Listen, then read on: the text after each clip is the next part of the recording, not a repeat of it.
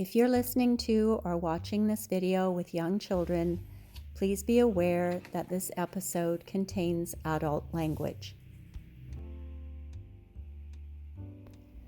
I want to quit making art, like a lot.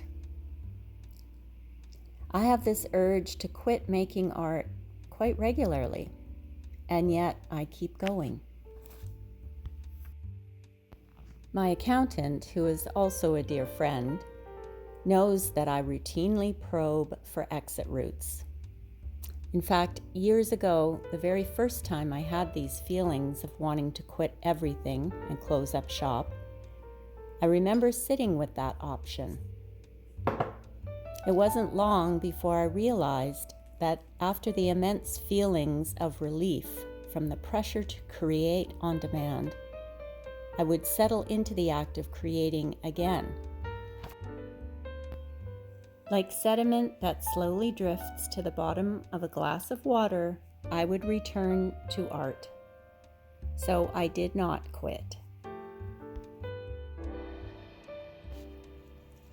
I continued because I realized, and still recognize in moments of overwhelm, that I will always create art. And part of the act of art creation is sharing it with others. I do sincerely dislike the performative aspect of my chosen career, and it's difficult to truly get into a state of flow when someone, namely my video camera lens, is literally looking over my shoulder. But I appreciate that I don't create in isolation, nor do I want to. It's an aspect of today's way of operating that seems to come with the territory. I'm still going to experience resistance to it, though. Without being too dramatic, it can sometimes feel like creating art with one hand tied behind my back, or perhaps more accurately, like carrying on a conversation while attempting to do uninterrupted, focused work.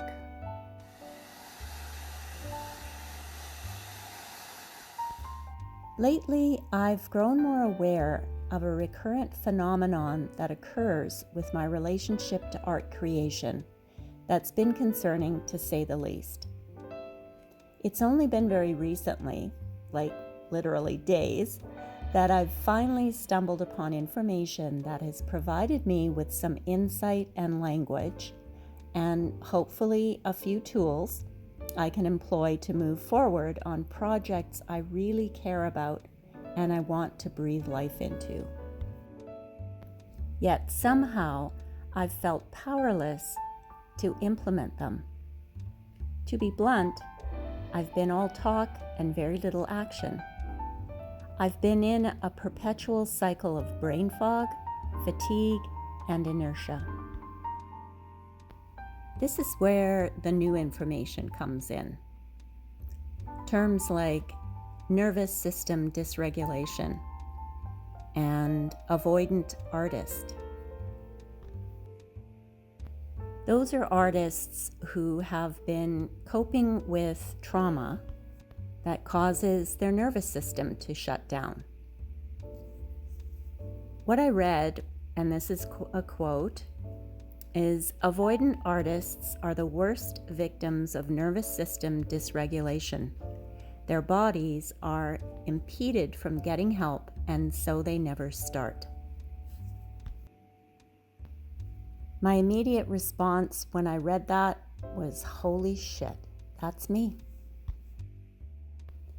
That's when I began a deep dive into polyvagal theory and the long-term effects of trauma on our ability to cope with life's challenges and stressors.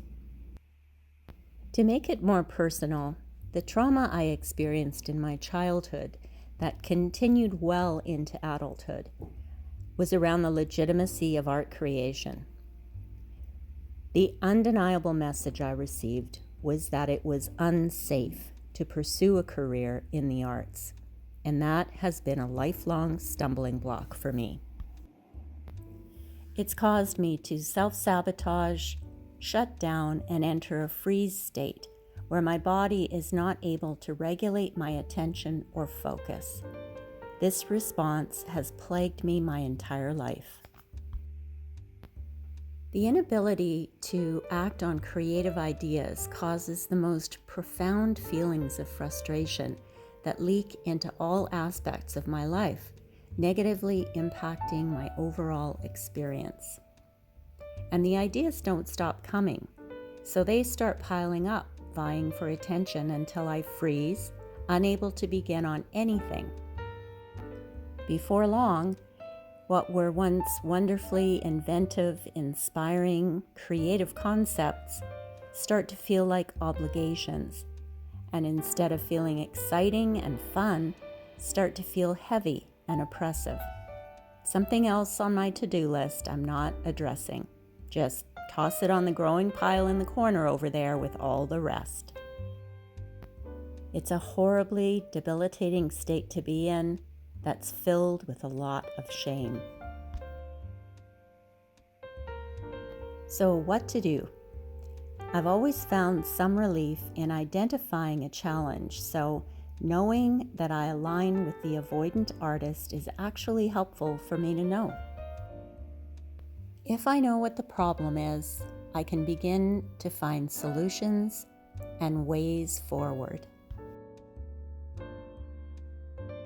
Some of the strategies I'm going to be employing are to disengage from outcome while at the same time trusting that a positive outcome is entirely within the realm of possibility.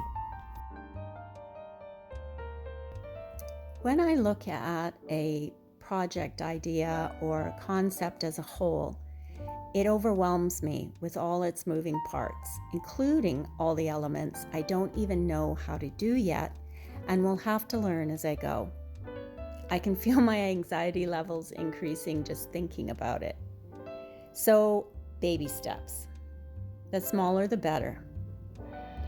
These will eventually stack up until I find I'm standing on top of the mountain.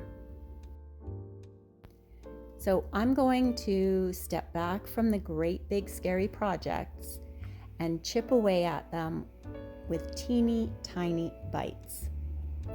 This is actually a really helpful technique I've employed with success in the past.